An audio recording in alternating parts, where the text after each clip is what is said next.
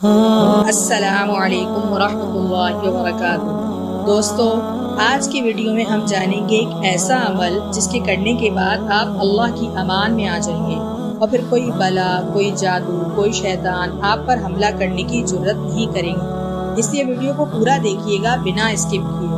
اور میں یہ عمل لازمی کرتی ہوں، خاص کر جب مجھے اپنی کوئی قیمتی چیز محفوظ کرنی ہوتی ہے۔ اس لیے میں چاہوں گی کہ آپ یہ عمل بالکل اسی طریقے سے کریں جس طریقے سے اس کو کرنا چاہیے۔ صرف پڑھ دینا کافی نہیں ہوتا، بلکہ صحیح طریقے سے پڑھنا ہوتا ہے، اور یہ عمل حدیث نبوی سے ثابت ہے۔ تو چلیں شروع کرتے ہیں۔ اور وہ عمل آیت الکرسی۔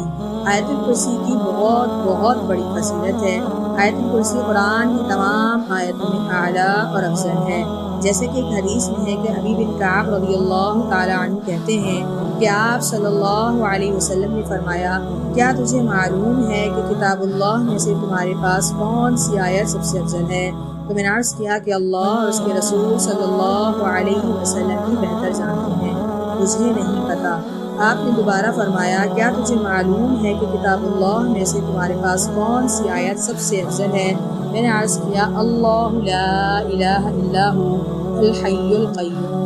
آپ صلی اللہ علیہ وسلم نے میرے سینے پر ہاتھ پھیرا اور فرمایا، ابو المنذر، یہ ان صحابی کی کنیت تھی، تجھے علم مبارک ہو۔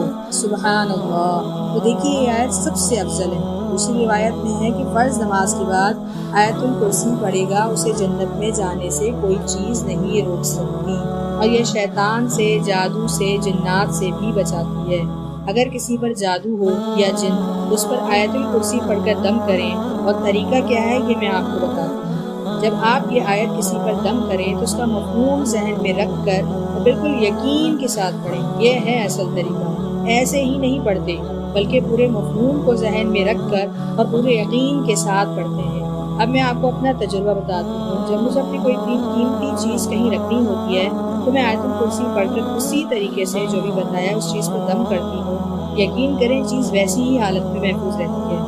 اس لیے آپ بھی یہ عمل کریں اور اللہ پاک ہمیں تمام اعصاب سے محفوظ فرمائے۔ آج کی ویڈیو بس یہی ختم کرتے ہیں۔ آخر میں سب سے درخواست ہے چینل کو سبسکرائب کر دیں، اور اگر ویڈیو پسند آئی تو اس کو لائک کر دیں۔ السلام علیکم ورحمۃ اللہ وبرکاتہ۔